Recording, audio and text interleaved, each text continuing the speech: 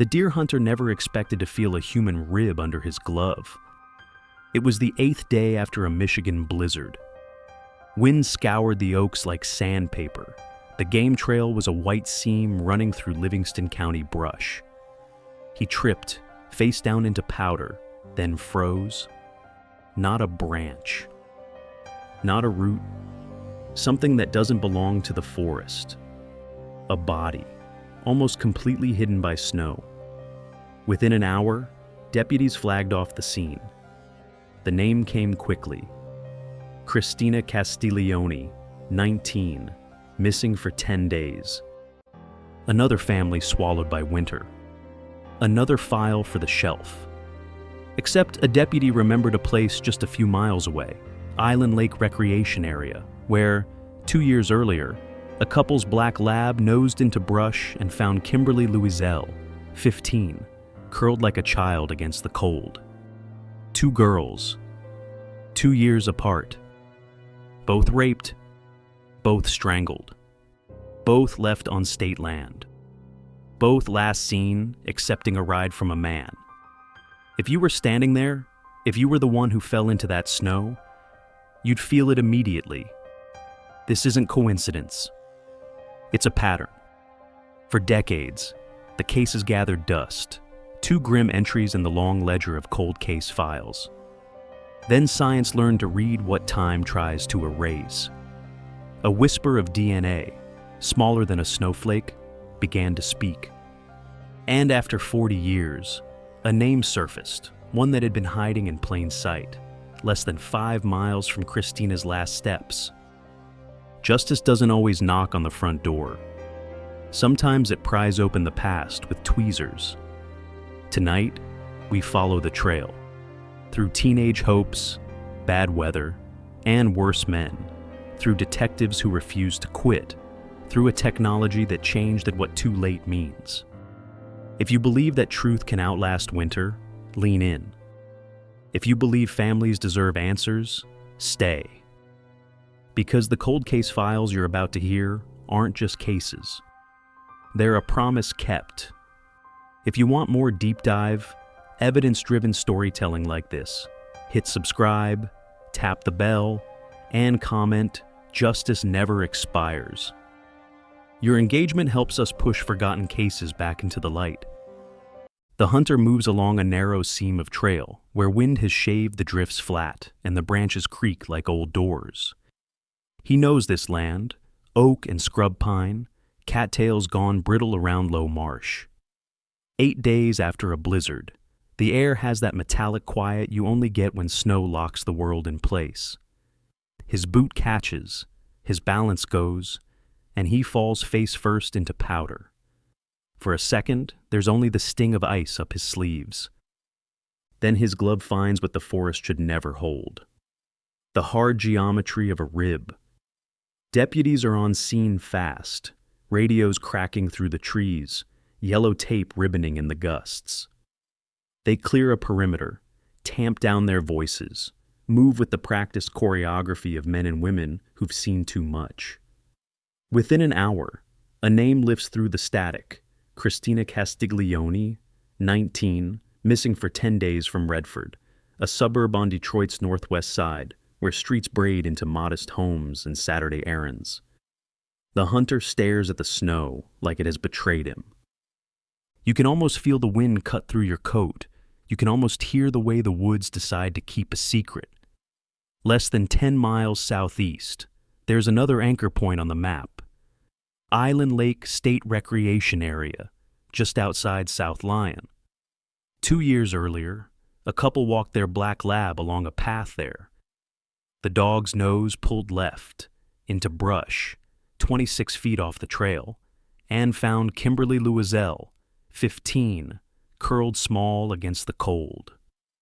When officers mark Christina's coordinates near the Oak Grove State Game Area, Fawcett and Fisher Roads in Livingston County, an older deputy goes quiet. He's thinking about the same dirt lots and thin tree lines.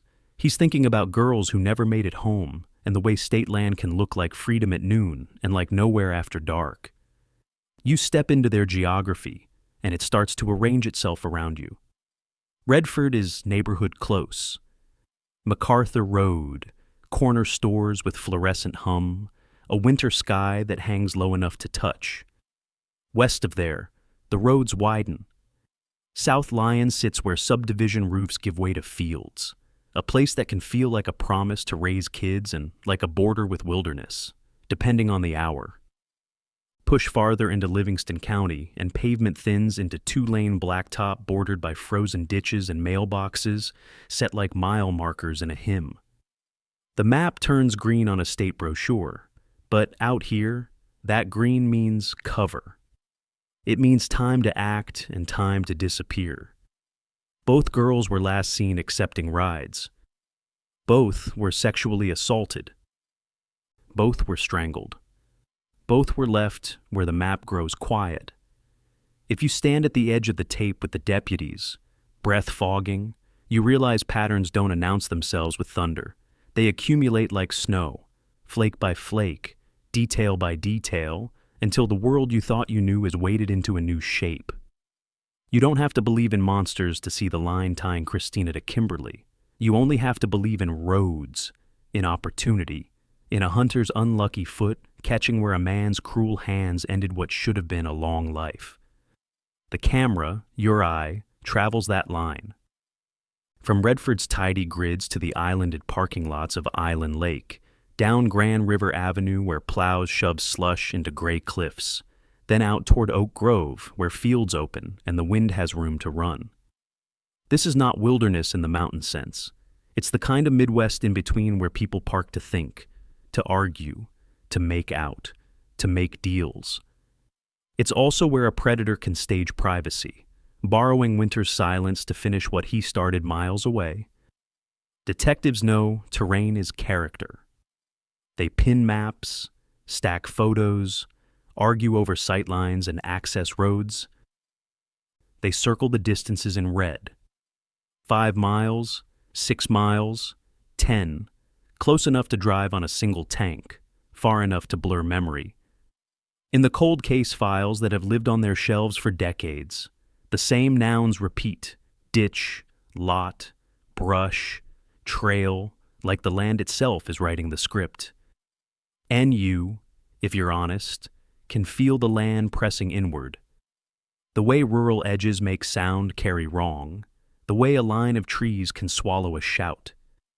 Christina's name joins Kimberly's in the cold ledger of this county, 2 teenagers separated by 2 years and a handful of exits.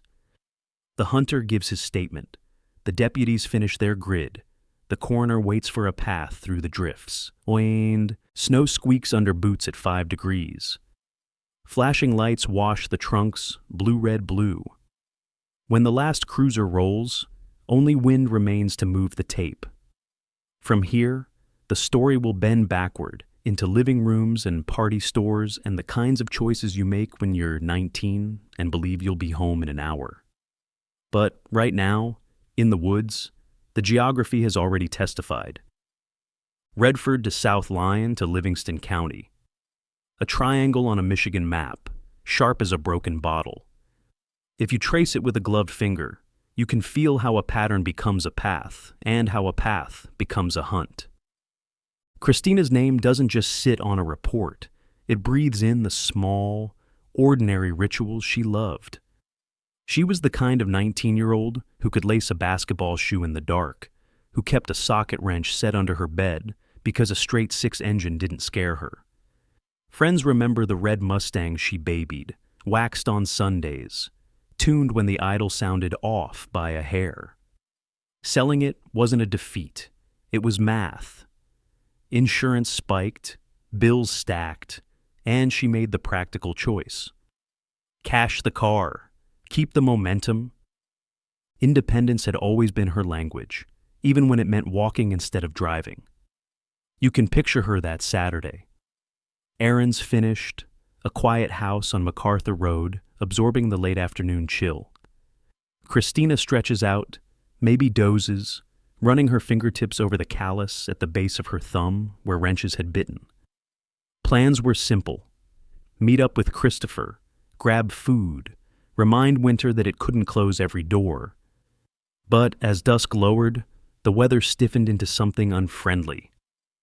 Snow turned from decoration to decision. When his call didn't come, she refused to be the kind of person who waited for the world to behave. She pulled on a burgundy ski jacket, layered a gray hoodie underneath, and stepped into air that tasted like a battery. Her path stitched through Redford one practical segment at a time. Across the street to check Christopher's sister's place. No answer. Farther to a friend's living room, where TV glow tried to domesticate the storm. She left when the clock insisted. The Mustang would have eaten the distance, but the Mustang was gone. Feet would have to do. If you've ever told yourself, it's only a mile, you know the pep talk. Hood up, shoulders forward, hands tucked, keep moving. Independence becomes a drumbeat, 1, 2, 1, 2, until the wind makes it something else. Witness notes are uneven, like footprints filling with fresh flakes. Around Inkster, calls hit the Redford switchboard. A partially nude woman being forced into a car. The descriptions don't line up perfectly. Fogged windows, distances guessed at, colors remembered through adrenaline, but the core repeats enough to chill the room. Investigators draw pins and arrows on a map. They mark 5 Mile and the stretch by Lola Park, and they replay the question that's older than any detective. How do you be free and still be safe when the weather and a stranger share the same night? Psychology calls it a paradox of agency. What makes Christina admirable, self-reliant, decisive, not waiting for anyone, also increases her visibility to a man who scouts the margins for exactly that. In a storm, sidewalks narrow and options thin. A ride feels like shelter, like an earned shortcut through the worst part of the evening. Predators script themselves into that need. They don't always look like danger. They often look like relief. You, wrapped tight against the sting on your cheeks, would weigh those seconds at the curb the same way. Do I accept warmth and motion, or do I gamble on the mile? Christina's Saturday telescopes in hindsight. The sold Mustang isn't just a financial note. It becomes a hinge. The jacket color becomes a marker. The TV pause becomes a clock you wish you could turn back. Detectives will call homes, walk alleys, interview 20 men whose names blur into the gray band at the bottom of every cold case files page. Some will be cleared by alibi, some by science that didn't exist yet, and some by the simple fact that evil doesn't leave fingerprints when it can leave weather instead. When you follow her last walk, you don't meet a reckless kid. You meet a young woman who solved problems until a man turned her problem-solving against her. The storm did not make her fragile. It made the world around her opportunistic. And somewhere between a porch light and a party store, independence crossed an invisible border, and vulnerability, uninvited, unfair, stepped in. Kimberly's story enters where Christina's leaves off, not as an echo, but as the first note that makes the pattern audible. She is 15 with the kind of first love that redraws a teenager's map. Bob is older by a few years, enough to feel like a new horizon to her and a warning label to her parents. In the Louiselle home, boundaries aren't abstract. They're curfews, phone calls, and the steady chorus of "not yet." Kimberly negotiates like most bright kids do, promises made at the dinner table, latitude taken at the curb. The more her parents tighten the lid, the more the steam finds seams. Then distance arrives. Bob moves closer to Redford, and a simple crush becomes a logistics problem. In the early 80s, before location sharing and "I'm here" texts, a teenager without a license solves distance with bus schedules, borrowed rides, and the thumb is Plan B math that everyone pretends not to notice. Hitchhiking isn't safe, but it isn't yet a taboo whispered like a curse. On the right road at the right hour, it's a shortcut people use to keep life glued together. Adults warn, kids weigh. Kimberly weighs. She slips into a Friday that's supposed to end with reassurance. Instead, it becomes a string of small, documented moments that will later be replayed frame by frame. A relative walks her to 6 Mile in Centralia. A light blue gremlin with red fenders stops, a detail so strange you can still see the car paint in your mind. Someone notes the license plate. The kind of adult who notices plates usually notices trouble. It's a tiny act of care that will matter to detectives and not at all to the man behind the wheel. From there, the map flickers. She's dropped at a gas station near 8 Mile in Merriman. She uses a payphone, coins, clatter, a teenage voice doing the arithmetic of feelings and distance. A witness jokes to the driver, "Looks like your girlfriend's leaving." His answer is practiced indifference. "Just a hitchhiker." Then a comment about her body that says everything you need to know about his interior weather. He's later cleared, but the sentence hangs in the air like exhaust. People who reduce you to a category will treat you like one. Parental boundaries are meant to protect. To a 15-year-old, they can feel like walls built against the wrong view. Psychologists call this developmental collision, autonomy striving. Kimberly is deciding who she is while still borrowing pieces of identity from the people around her. Under that stress, school, romance, rules, her risk calculus bends toward attachment. The ride is more than a ride. It is a promise that love and distance can occupy the same mile. If you've ever parented a teenager, you know the double bind. Say no, and the adventure moves underground. Say yes, and the fear rides shotgun. If you've ever been a teenager, you remember how the heart runs a faster clock than the brain at 15. Choices feel like now or never, even when they're not. Kimberly is last seen on foot in the chill of a Michigan evening, walking out of fluorescent light and into the long, unhelpful dark. Days later, dog walkers at Island Lake find her near a trail, about 26 feet off the path, within 400 yards of the carpool lot, positioned small, as if trying to take up less space than violence allowed. The details will enter the same cold case files ledger as Christina's. Sexual assault, strangulation, state land. 2 years earlier on the calendar, yet already rhyming with what would happen to a girl whose Mustang had become a memory. This is not about recklessness. It's about adolescent decision-making under stress, where love and limits compress time and narrow vision. Kimberly didn't choose danger. She chose closeness. A man chose to weaponize that choice. And just like that, the line between 2 points on a Michigan map sharpens, from coincidence into contour, from contour into a corridor someone used more than once. The line between Kimberly and Christina doesn't just connect two tragedies. It outlines a landscape that made certain choices easier for a predator.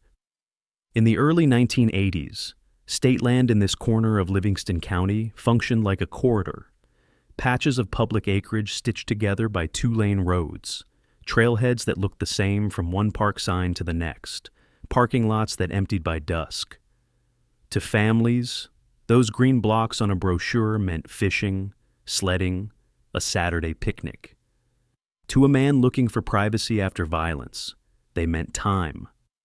Miles of brush where headlights can't penetrate, winter cover that muffles sound, and paths where a flashlight beam vanishes into saplings after 20 feet. Detectives argued it at the time. Was this a pattern, a single offender treating public land like a drop site, or just the myth-making of fear connecting points that only look close on a map? Myth prefers a story that explains everything quickly. Pattern builds one case at a time from detail. What they had, then, felt like a riddle written by weather. 2 young women, both assaulted, both strangled, both left on state-owned ground, 2 years apart. Rumor supplied the rest, cereal. Dumping ground, the woods, while casework fought to replace rumor with proof. The files show caution in pencil on the margins. Don't force a theory, make the evidence earn it. And evidence, back then, had a smaller voice. Forensics in the early 80s leaned on blood typing, semen analysis by enzyme markers, hair comparison under a microscope, and fiber morphology. Useful, sometimes powerful, but not the individualizing certainty that modern DNA can bring. Back then, a stain might tell you type A secretor and narrow your suspect pool, or it might land you in a statistical fog that defense attorneys could drive a truck through. CODIS didn't exist for detectives to ping. PCR amplification was laboratory theory, not squad room reality. In that environment, a careful chain of custody was less a technicality than a form of faith. Keep it clean now, so science you can't yet imagine can speak later. Someone did. The property sheets read like small acts of devotion. Swabs air-dried, not heat-dried, clothing in paper bags, not plastic, to prevent bacterial bloom, fingernail scrapings sealed in coin envelopes, knots and ligatures preserved intact, so future hands could unknot them without destroying trace. Officers noted temperature on scene logs, single digits in Djiva, because cold slows degradation. Photographers bracketed exposures to catch the relief of footprints under raking light. Scene techs plucked hairs with gloved fingers to avoid adding their own. No one called it building a time capsule, but that's what it was. If you stand where the trail breaks into brush at Island Lake or at the edge of the plowed turn-in near Oak Grove, you understand how the land helped the offender and then, ironically, helped the case. Winter preserved what it concealed. Snow packed the ground so that a body left before a storm could rest on ice, not mud. Fibers clung to fabric, epithelial cells hid in seams and elastic.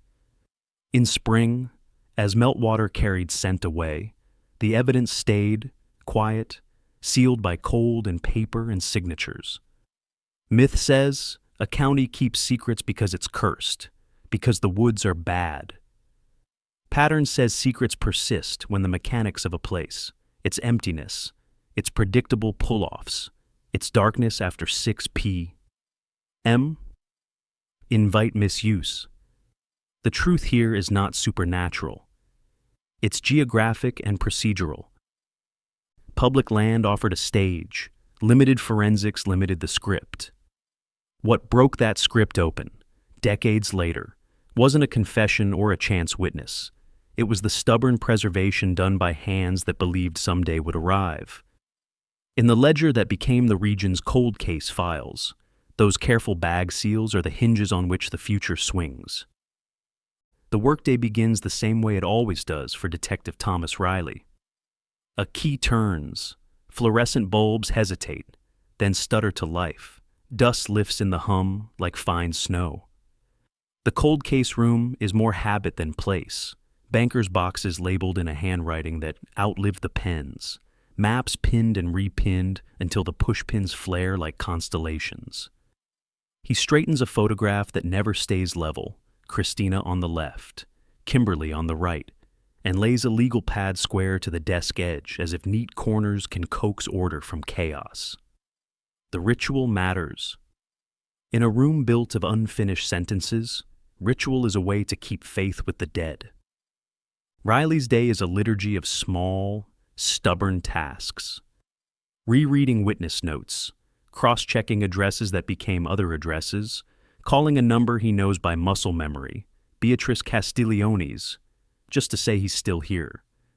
The file tabs have been thumbed so often that the cardstock feels like cloth.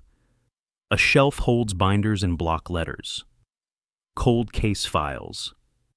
He doesn't think of them as relics.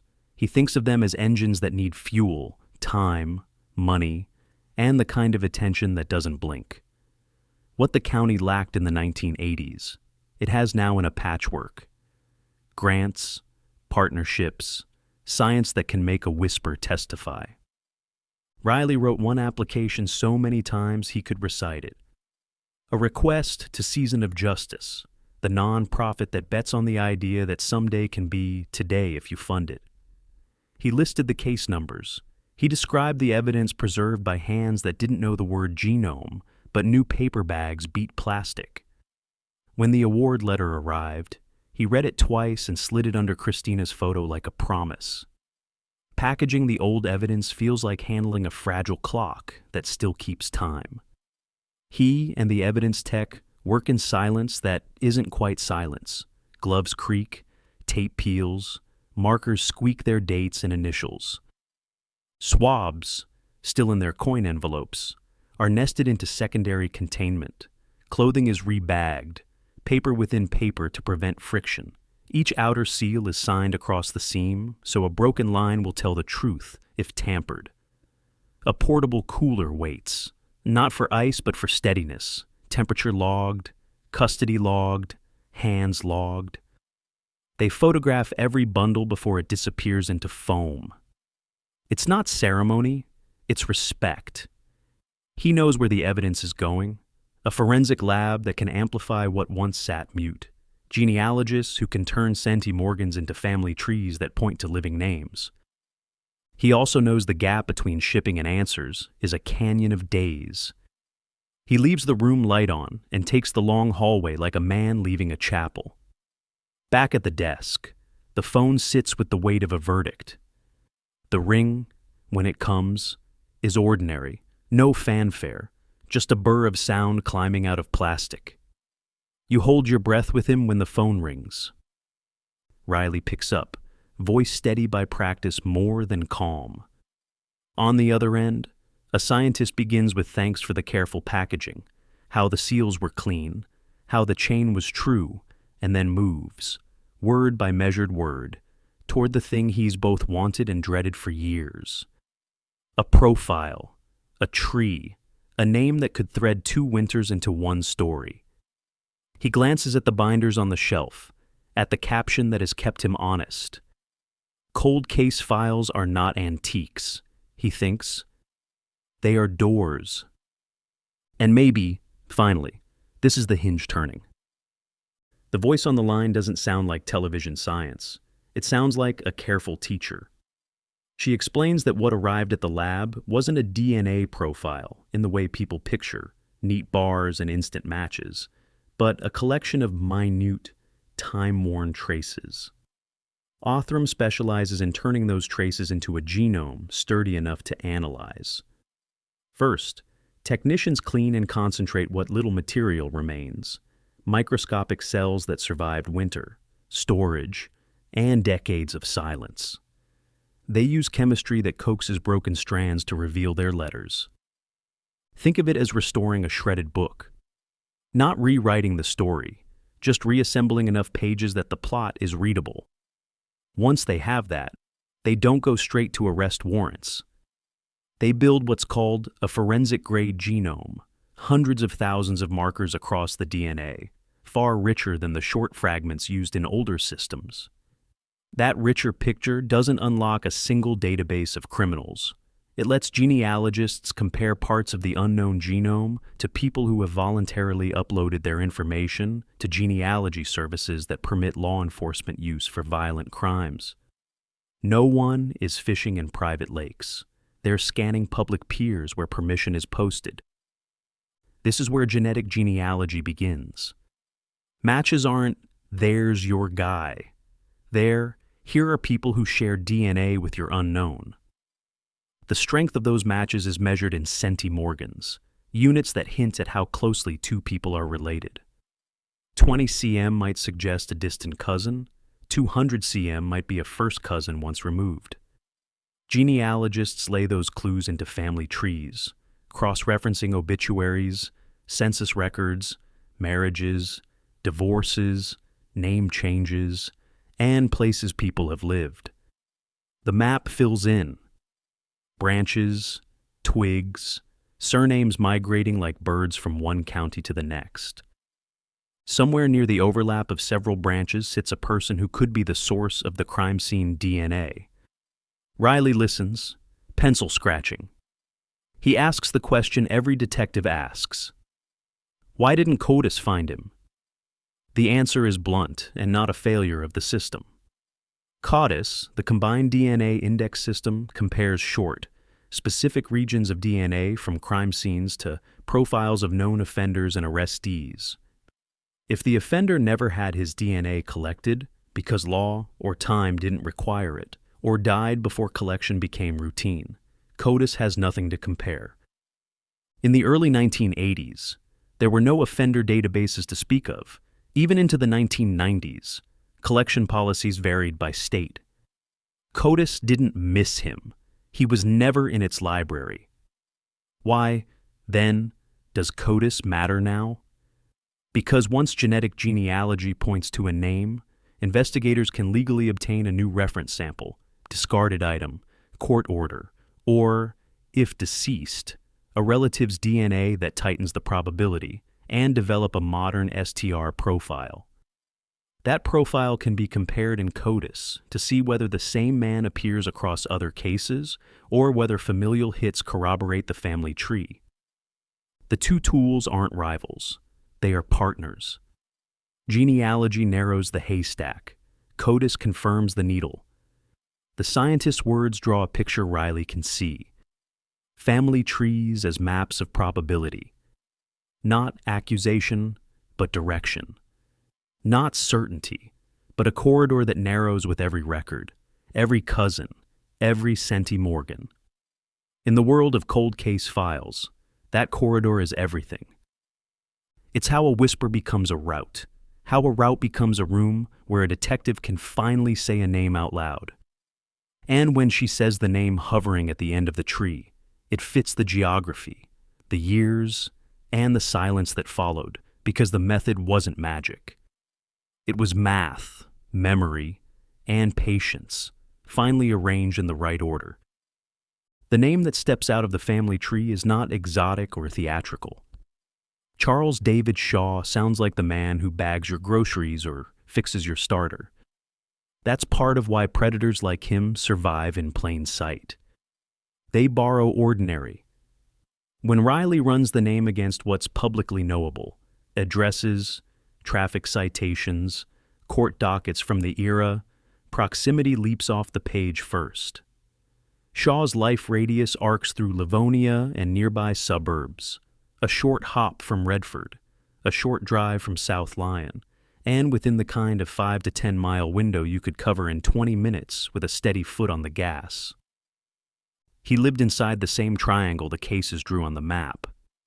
Then come the prior arrests, the dots that don't look like a picture until you stand back. In the early 70s, he picks up a burglary in Livonia. Wrong doors opened, a lesson learned about how to move through other people's spaces. In 1977, drug possession, a chemistry of impulse and avoidance. In 1981, an arrest that reads like a flare. An attempted kidnapping in a McDonald's parking lot in Fowlerville, the kind of opportunistic grab that shows practice in spotting chaos and using it. In 1982, a theft that sounds petty until you understand its subtext. Women's shoes stolen from a Kmart. Investigators who study sexual violence call that a paraphilic breadcrumb, objects that become trophies, symbols, fuel. If you're tempted to say, but lots of people get into trouble and don't become murderers, you'd be right. What separates Shaw is the shape of that trouble and the way it paces toward people, not things. Burglary trains you to study windows, routines, and exits. It also teaches you the adrenaline curve of crossing a boundary and getting away. An attempted kidnapping trains something worse. Approach, isolation, control. Shoe theft isn't about resale. It's about the body without a body present. By the time winter closes in on 1983, the escalation has a rhythm you can tap your finger to, and it points to someone who treats other human beings like settings on a dial. Riley sketches a psychological profile on his pad, not to diagnose, but to understand terrain. Opportunistic predator, he writes, someone who doesn't need elaborate ruses because he knows how to read a margin. Weather, nightfall, a teenager without a car, a mile that feels longer than it looks. These are his tools. He tests boundaries the way you test fence boards for rot. Push here, push there, until one gives. Why these boundaries? Because they're low risk and high reward. A public lot where no one is looking closely. A state pull-off that empties by 6 p.m. A girl who believes she'll be home in 20 minutes. He doesn't invite confrontation, he invites convenience. If you think, would I have noticed him? The hard answer is, probably not. He survives by passing. He carries himself like a man focused on errands. He offers a ride that sounds like mercy. He is not the cinematic stalker in a black sedan. He is the driver who looks like everyone else in a Midwestern winter, jacket zipped, shoulders hunched, eyes forward. And yet, the canvas behind him is loud if you let yourself hear it. He stays close to routes that make disposing of evidence simpler. 2-lane roads flanked by public acreage, predictable turn-ins, places where tire tracks are common and footprints vanish after a storm. He chooses victims whose agency, walking, deciding, moving, can be reframed as opportunity. He's not hunting in crowded rooms. He's hunting at the edges of them. When the lab connects Shaw's name to the genome and the cold case files to each other, Riley isn't thinking about courtroom theatrics. He's thinking about the map, how a man can live 5 miles from a life he erased and never be seen for what he is. He's thinking about 1981 and 1983 as 2 beats in the same bar. He's thinking about a parking lot confession the man probably made only to himself. That once you learn how to take a boundary and bend it, you will bend the next and the next until something breaks. In Shaw's story, it isn't the predator who breaks. It's the silence, years later, under a fluorescent hum, when a scientist brings a careful voice to a blunt truth. The pattern always had a face. Science just taught it how to speak its name. The next envelope Riley opens isn't Christina's at all, it's Kimberly's, the other winter on the same map. The evidence is a time capsule preserved by cold, paper, and patience. Swabs that were air-dried before anyone could spell Senti Morgan, clothing stored in crinkled sacks the color of grocery bags, notes in a careful hand that logged temperature and time. What couldn't speak in 1981 can be coaxed now. With the season of Justice Grant fueling the shipment, Kimberly's samples take the same trip Christina's did, out of a Michigan property room and into a lab where Othram technicians treat age like a solvable problem instead of a verdict. The method repeats because repetition is how you test truth. Ultra-clean benches. Extraction chemistry for degraded DNA. Forensic-grade genome built marker by marker until the dataset is strong enough to interrogate. Genealogists take those markers and lay them against permission-based databases, not looking for the guy, but for the relatives who outline him.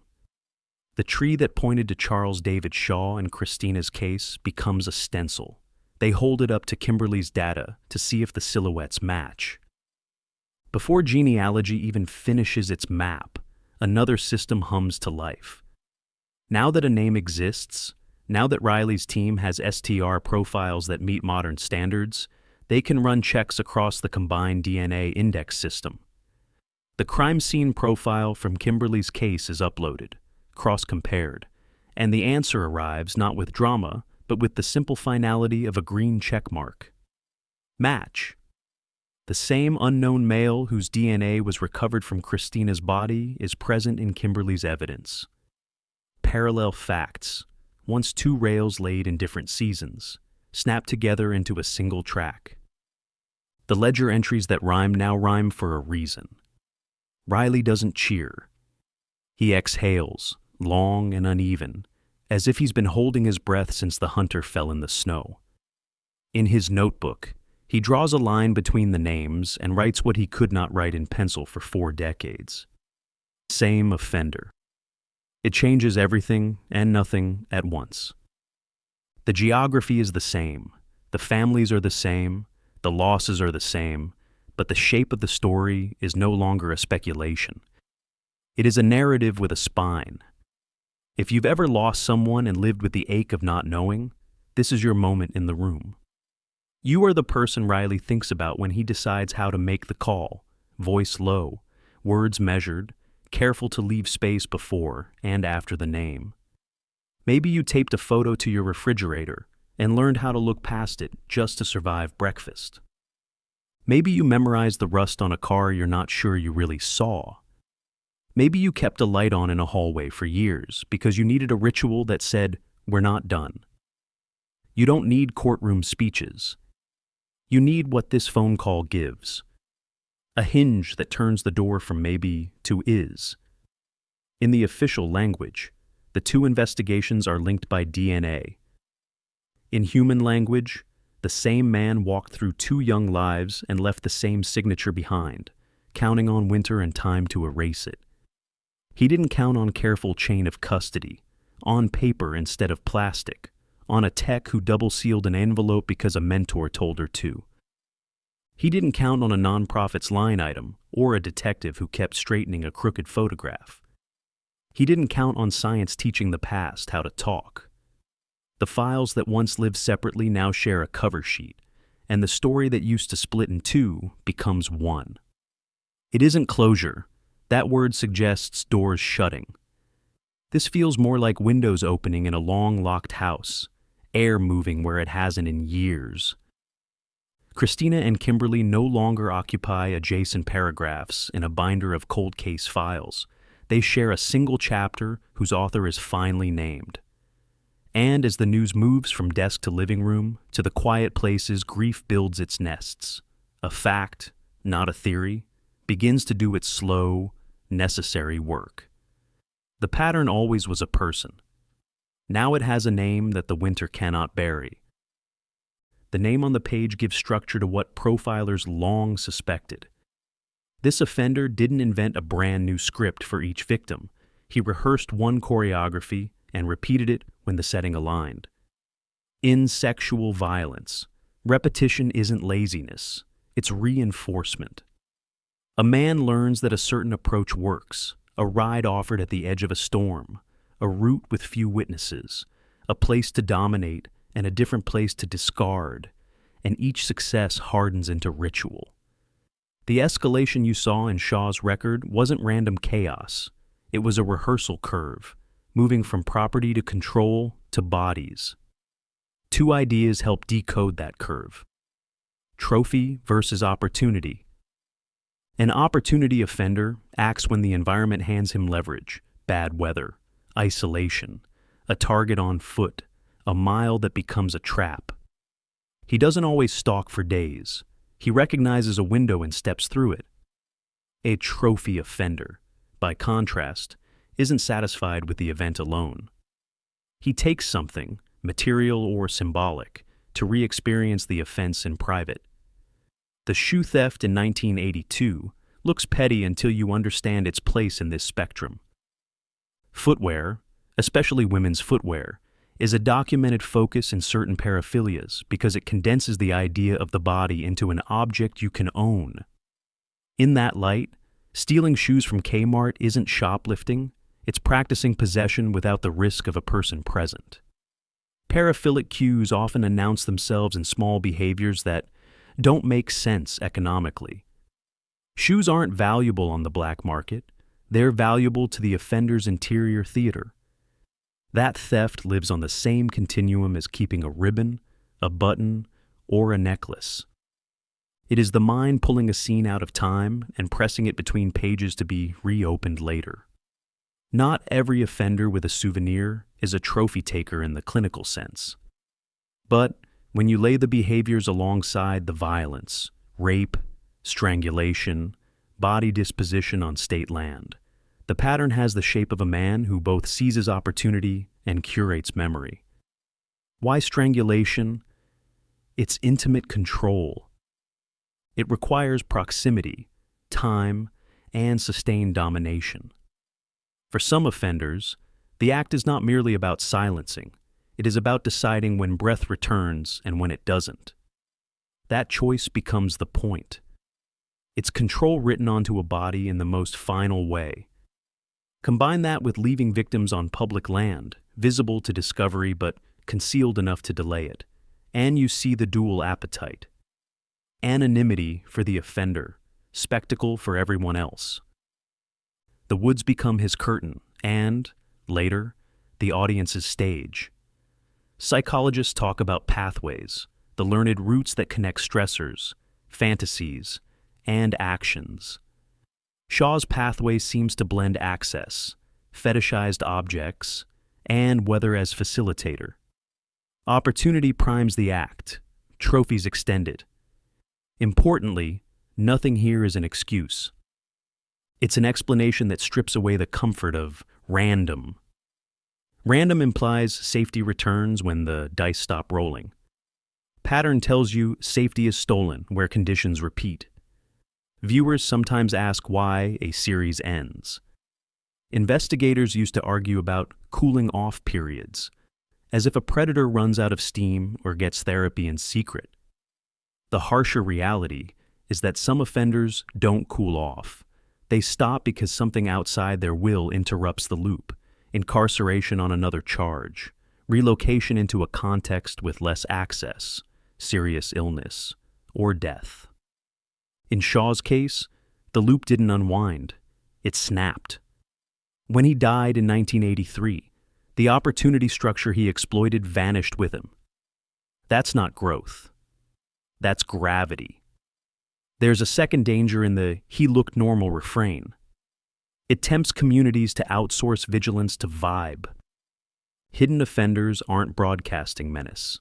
They are practicing plausibility. They volunteer just enough normal to pass. A steady gait, a serviceable car, a tone of voice that sounds like concern at the curb. The warning signs are not cinematic. They're mechanical. Repeated presence at liminal spaces, interest in conditions that isolate targets, small thefts with sexual subtext, and routes that end where the map goes green. For families inside these cold case files, the psychology isn't a parlor trick. It's a way to reclaim narrative from rumor.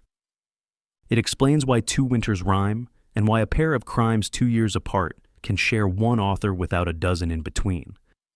And for the rest of us, it reframes the fear that lingers after an arrest that never came. Some men stop only because biology or accident wrenches their hand from the wheel.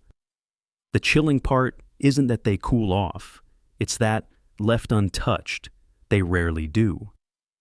Grief teaches its own calendar. After the evidence bags are sealed and the tape comes down, the families are left to count time and phone calls, anniversaries, and the way ordinary rooms turn into exhibits. Beatrice Castiglioni learned the rhythm the hard way. She kept Christina's photograph on a hall table near the phone, as if proximity might make news ring faster. Every few weeks, then every few months, she called the sheriff's office with the same polite question framed a dozen ways. Is there anything new? She learned the names of detectives the way other mothers learn the names of teachers.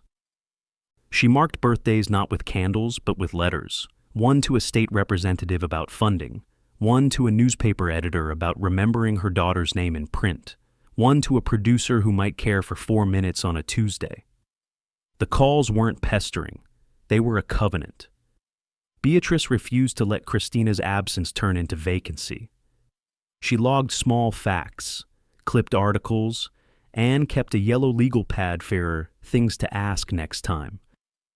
There is a cost to that kind of vigilance. It sets the body in a permanent brace. Food cools untouched while you wait out a transfer. Sleep comes like a loan, recalled without warning. But the work gave her a place to put her hands when prayer wasn't enough. If you've ever dialed the same number, knowing you might get the same answer, you understand the bravery inside repetition. Across the map, and 2 years earlier in the ledger, Cindy Louiselle grew from a little sister into a keeper of story.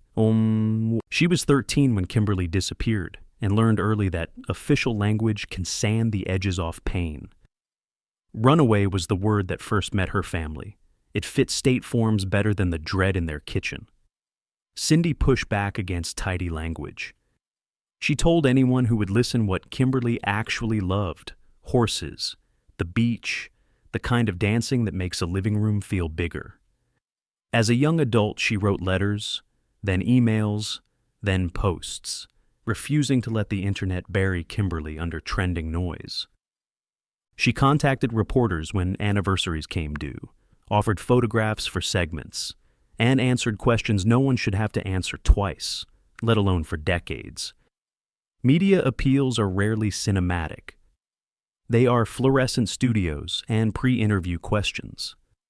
They are driving home afterward under the indifferent glow of highway lights, asking each other if it mattered. Sometimes it did. A call would come from someone who thought they'd seen something. A tip would nudge a stone that hit a smaller stone beneath it. Often, nothing. But the public record filled with reminders that these girls were not whispers. They were daughters with specific smiles and stubborn streaks. They were not lessons, they were lives. The cost of not knowing multiplies in ways that don't show up on police budgets. Parents construct alternate histories to survive. Maybe she's in Florida. Maybe she needed distance. Maybe the next knock is her. Siblings rehearse protective fantasies that come too late. If I'd said yes to that ride, if I'd walked with her, if I'd told the adults louder. The house itself becomes a museum to an unfinished sentence. A jacket left on a hook because moving it feels like erasing evidence. A room unpainted because new color suggests approval the heart won't give. Life proceeds, jobs, holidays, but everything swerves around an unseen pole. When the cases finally knit together by science, Beatrice's calls and Cindy's campaign revealed their second purpose. They hadn't just kept pressure on a system, they had maintained continuity, a rope stretched across years so that when a lab called a detective, there was still a family to call next. That rope connected public to private, press conferences to casseroles, binders to bedside tables. It also connected cases to each other. A reporter who covered Christina's story remembered Kimberly's. A detective who answered Cindy's email recognized Beatrice's voice. In a binder labeled Cold Case Files, the tabs may look the same, but people like Beatrice and Cindy handwrite the margins so the cases do not blur. If you have lost someone and lived inside this silence, you know how much work it takes to not let absence harden into myth. Families like these refuse that path. They asked, again and again, not for spectacle, but for attention. The steady kind that keeps a photograph from turning sepia in the mind. And when the name finally arrived, it did not land in a void. It landed in a community that had been trained by two women's stubborn love to hold the truth in each other at the same time. When the name finally lands, the next fact hits like a dull hammer. Charles David Shaw is dead. Not jailed. Not waiting behind a defense table. Dead since November 1983, found after an incident ruled autoerotic asphyxiation, a private ritual that ended in a fatal mistake. The same winter families were pinning hope to porch lights. The man at the center of their fear was already beyond summons, beyond cross-examination, beyond the measured voice of a judge saying, "Guilty." Eights. Riley sits with that, because the word detectives use next, closure, has edges. In the official lexicon, cases like Christina's and Kimberly's can be cleared by death. It means the who is settled, the file's central question answered, the burden of proof satisfied to the standard a prosecutor would need if a courtroom still waited on the other side. It allows a press conference with names and dates and relief that sounds like wind leaving a house. It lets a ledger show resolution instead of limbo. That is legal closure. The box is no longer marked unsolved. The state can state. But the families know another kind of arithmetic. A moral closure does not stamp easily. There is no arraignment to attend, no day to watch a jury rise and pronounce. No allocution where a man stumbles through the word sorry, even if he would never have meant it. No sentencing hearing where impact statements swing a small light into the dark. Justice, in its public form, is a ritual of witness. We look at the person who did this, and we say, together, that it mattered. When death steals that ritual, it leaves a vacuum the truth can't fully fill. Beatrice hears the name and thanks the detective, then asks a question that cannot be answered. Why? Why this road, this night, this man? Cindy hears it and feels two clocks clash, the one that says, finally, and the one that says, too late. They are grateful for the science, for the stubborn paper bags and signatures that outlived their writers. They are grateful to say a name instead of a fear. But grief is not a shop door you flip from open to closed. It's a tide that finds its level around new facts. What, then, does justice mean without a courtroom? It means truth. First, the clean, unambiguous kind you can repeat to yourself at 3 a.m. without bargaining. It means recognition, that the state prints the names correctly, that reporters stop using runaway, that history books list causes, not rumors. It means prevention, that evidence storage protocols, grants, and partnerships are funded because this outcome proved they matter. It means honor, that anniversaries become memorials, not mysteries, that Christina and Kimberly are remembered for their lives, not only their deaths. It can also mean repair, modest but real. A detective returning property with both hands, a community gathering under winter sky to speak names out loud, a check cut to the organizations that made someday arrive. And sometimes justice means boundary setting with the past, showing the next family how to document, how to ask, how to carry attention across years without letting it consume all the oxygen in the house. Riley files the paperwork that changes 2 case statuses and feels no triumph. He feels, instead, the weight shift from question to consequence. Cleared by death is a cold phrase for warm people. Yet, even without a defendant to face, the act of naming reorders the world. It narrows the universe of blame to one face and frees everyone else from its orbit. In rooms where photographs have waited too long, that is not nothing.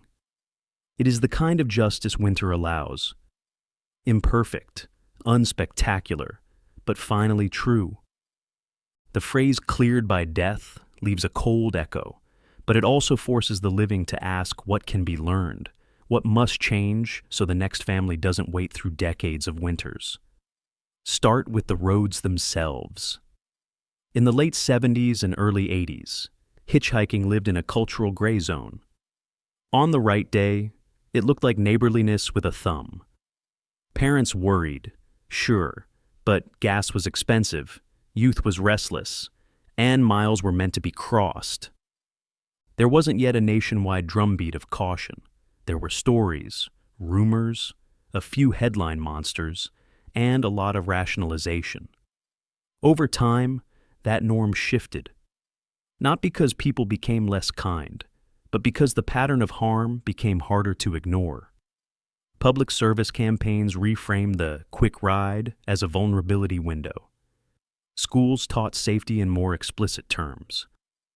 Families drew firmer boundaries, and technology, cell phones, ride shares, location sharing, made it easier to choose a safer option without losing independence. The culture learned that convenience has a shadow and that predators stand in it. Police work learned, too, some lessons written in policy, others in muscle memory. Evidence handling evolved from do no harm to anticipate future science. The old wisdom, air dry swabs, paper bag clothing, preserve ligatures intact, survived because it worked. But the playbook expanded. Today, first responders are trained to minimize touch DNA contamination with scene control and PPE, that would have looked like overkill in 1983. Scene photography moved from film to high-resolution digital with strict metadata and hash verification, so images hold up in the court. Chain of custody became both physical and digital, with barcodes, logged access, and audit trails that discourage shortcuts. Freezer capacity, once a luxury, is now a budget line. Temperature logs are routine because heat erases futures. The most important shift might be philosophical. Agencies stopped assuming that solving cold cases was purely a matter of luck or confessions. They began to treat historic evidence as assets, not artifacts. That change unlocked the next layer: grants, labs, and partnerships. A single county can almost never afford bleeding-edge genomics on its own. But a county with a case narrative, a clean chain of custody, and a plan can win funds from nonprofits and federal sources. Organizations like the one that powered Christina and Kimberly's breakthroughs exist precisely to turn someday into a work order. Private labs contribute specialized tools, damage-tolerant DNA extraction, forensic-grade genome sequencing, and genealogical expertise, while public labs maintain standards, do confirmatory STR testing, and guard the legal backbone of a case. Partnerships aren't only about money and machines, they're about tempo. They let detectives move in sprints instead of trudges. Identify candidates via genealogy, confirm via STR, check against other cases, and communicate with families in clear, staged updates. They also create feedback loops. When one jurisdiction publishes a method and a result, the next jurisdiction doesn't have to reinvent the wheel. They can copy the intake checklist, the consent language, the press strategy that avoids overclaiming while honoring the truth. In a landscape where trust matters, that consistency is half the battle. For investigators working today, whether on a desk with a flickering light or in a modern fusion center, best practices have the gravity of lived experience. A short list, written in the same plain ink Riley uses. 8s. 1. Treat every scene like tomorrow's lab will be smarter than today's. That means gloves changed often, masks on, single-use tools where possible, and no scene walkthroughs for anyone who doesn't have a job to do. Photograph first, then collect. Document context, distance to road in feet, ambient temperature in DGF, light conditions, because context will matter as much as biology when timelines are rebuilt. 2. Paper over plastic. If it's wet, air dry in a controlled environment, then bag in paper. Seal with evidence tape, sign and date across seams. Store at stable temperatures. If freezer space is limited, triage with a scientist's input. Prioritize biologicals and items most likely to carry touch DNA. 3. Separate and label like the future depends on it, because it does. Itemize each garment, each swab. Note where on a garment a sample came from. Avoid composite bags. Don't cut knots unless ordered by a forensic analyst. 4. Write the story you'll need in 10 years. Scene notes are not for today's memory. They are for tomorrow's proof. Demeanor of witnesses, exact phrasing of spontaneous statements. Where cars were parked by the inch, these make or break reconstructions. 5. Build a funding plan early. Identify grant cycles, nonprofits, and state resources. Draft boilerplate language now: case summary, impact, evidence condition, intended lab path, so you can submit quickly when a window opens. 6. Choose lab partners for method and communication. Ask how they handle degraded DNA, what their contamination controls are, and how they report kinship strength, centimorgans, likelihood ratios. Clarity on the front end avoids translation errors on the back end. 7. Keep families close without overpromising. Schedule regular updates even when the update is no change. Explain the difference between genetic genealogy, directional, and CODIS, confirmatory, in words that make sense at a kitchen table. Families should never learn vocabulary on the worst day of their lives. 8. Share responsibly.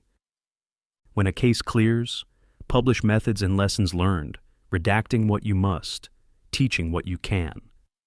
Every well-documented success strengthens the ecosystem that supports the next file on the shelf. The system learns because people decide learning is part of the job. A hunter's stumble, a mother's phone calls, a sister's campaign, a detective's grant, none of those alone solve a homicide. Together, they form the operating manual for modern cold case files. Preserve like a monk, partner like a startup, communicate like a neighbor, and never assume that winter has the last word. Michigan is not just a setting here, it's a system with rules. Winter writes the first rule in hard script. At 15 degrees Celsius, breath turns grainy, sound travels strangely across packed snow, a flashlight beam dies faster than it should in flurries. A mile in Livingston County is not the same mile you measure in July. In January, 5 miles from Redford to a friend's house is a plan. 5 miles from a pull-off on state land to the nearest gas station is a gamble you make with numb hands. That elasticity is the offender's ally. Weather hides things and slows people. It buys minutes at the curb and erases footprints by morning. State land adds the second rule. On the map, it's a calm green, but in practice it's a mosaic of trailheads, service roads, boat launches, and carpool lots that repeat every few miles. That repetition is camouflage. A driver can turn off at one anonymous sign or the next. A viewer watching B-roll could be anywhere along Grand River Avenue, Faucette Road, or the approach to Island Lake State Recreation Area. For a repeat offender, geography becomes a kit. Pick a road with easy exits, a lot that empties by dusk, a path that runs 20-30 feet off the edge where brush begins, and a return route that blends with commuter traffic. The landscape cooperates because it looks the same in every direction. Distances matter because they shape decisions. 9 miles on foot feels practical in a suburb with lit sidewalks. 0. 9 miles along a shoulder, glazed with black ice, feels like a dare. 2 miles from MacArthur Road to a party store is an errand when you're 19. 2 miles from a dump site to a highway ramp is discretion when you're predatory. The map doesn't simply record movement, it motivates it. And at night, especially in a blow, the edges of those miles fray until a ride sounds less like risk and more like relief. If you're planning visuals, let the map beats breathe like a trail you can follow with your finger. 8s. Redford, MacArthur, Ord. 5 Mile and Lola Park, 1-2 May. Lower third labels with a faint snowfall overlay. VO notes Christina's last known checks. Redford, Inkster, 3-5 May. Streetlights and wet asphalt. Insert, 7. 30 Gespeort. 30p. M. Time bug, SFX. Light sleet on car hood. 8 Mile and Merriman, gas station. Period correct payphone insert, on-screen text. Last witnessed call. 8s. Redford, Island Lake State Recreation Area. South Lyon, 10-12 Mistars. Aerial glide along Grand River Ave. Freeze frame at the carpool lot. Arrow showing. Yawan 400 yards to trail bend. Marker at 26 feet off path. Redford, Oak Grove, State Game Area. Deerfield, Twop. 20 and 25 Morris. 2-lane blacktop, snow curled at the shoulder. Signpost for Faucette Ward. Fisher Ard. VO. 8 days after the blizzard. 8s. Loopback overlay. Thin red line stitching these points into a triangle, subtle pulse where both recoveries occur on state land. Use weather as texture, not spectacle. Wind in leafless oaks, plow berms stacked like low walls, a lens flare off ice that briefly blinds. Show how the same features repeat. Brown DNR sign, gravel turn-in, trail kiosk, because repetition is the predator's comfort. He doesn't need to memorize one perfect spot if 50 acceptable ones exist within 10-25 miles. Finally, let the audience sit with place as character, neutral, indifferent, and yet complicit when misused. Michigan winter isn't evil, but it is efficient. It covers, cools, and quiets. State land isn't a villain, but it is predictable. It offers privacy on schedule. The map does not kill, it enables. And in cold case files like these, understanding that enabling is how you redraw the routes so the next driver, on the next bad night, has nowhere familiar left to go. What endures after the press conference fades isn't a headline. It's a set of habits that keep the next family from waiting this long. Science endures, not as magic, but as method. It is the promise that a few skin cells saved in a paper envelope can outlast rumor, that a genome rebuilt from fragments can point to a name no one could see in 1983. The math won't comfort you at 3A. But its reliability will. In labs where benches gleam and pipettes whisper, technicians keep faith with strangers by being meticulous. They are the quiet side of justice, proving that time is not the enemy of truth if you've prepared for it. Perseverance endures, too, the unglamorous kind. Detectives like Riley don't carry triumph around, they carry process. They return calls, revise grant language, inventory boxes, and reread notes from people who have died. They choose words carefully when the phone finally rings so that news arrives like a bridge, not a blow. Perseverance looks like straightening the same crooked photograph each morning until it stays, and starting again when it doesn't. It looks like believing that a case file is not a tomb, it's a door waiting for the right hinge. But endurance isn't only institutional. It belongs to you, too, to anyone watching who has wondered whether sharing an episode or reporting a fragment of memory could matter. It can. When a case is truly cold, the circle of help widens beyond the courthouse. Viewers become part of the investigative ecosystem in 3 practical ways. 8s. First, tips. If something in this story combed a knot out of your memory, a car color, a plate partial, a route you drove back then, report it. Good detectives don't laugh at imperfect recall. They test it against maps, logs, and timelines. One credible tip can move a case a mile. Second, funding. Much of the modern work that cracked Christina's and Kimberly's cases wasn't paid for by a single budget line. It was powered by grants and donations. Nonprofits and foundations convert public will into lab time. When you support them, you're not buying merch. You're buying hours on a sequencer, reagents in a freezer, a genealogist's deep dive through a family tree. That's not abstract. It's directly how more cold case files become solvable. Third, sharing. When you share responsible true crime content, stories that center victims, stick to verified facts, and explain methods without sensationalism, you help create an audience that values accuracy over outrage. That audience is why newsrooms keep space for follow-ups and why councils approve evidence storage budgets. Attention is a currency. Spend it on work that lifts truth. What endures, most of all, are names. Christina Castiglioni, Kimberly Louiselle. The point of science and stamina is not to marvel at technique. It's to say these names with clarity and to keep saying them until memory does not wobble.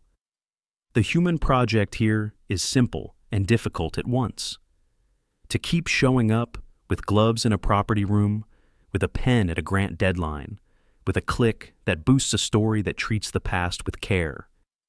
If you do that, you become part of the promise that what began in winter doesn't have to end there. In the end, cold case files are not just files. They are proof that attention can be an instrument, that small acts, bagging in paper, logging a temperature, sharing a segment, accumulate into a verdict stronger than rumor. The woods where two girls were left will never be hallowed ground, but the path out of them is clear. Science that keeps improving, detectives who refuse to dim, and a community that understands its own power to hold a light steady. If this were your town, the map you carry in your head would feel different now. The road to the party store, the shoulder by the park, the brown DNR sign you've passed 1,000 times, each would hold a second meaning. You would slow near trailheads without deciding to, count mailboxes on a stretch you used to ignore, measure a mile by breath instead of minutes.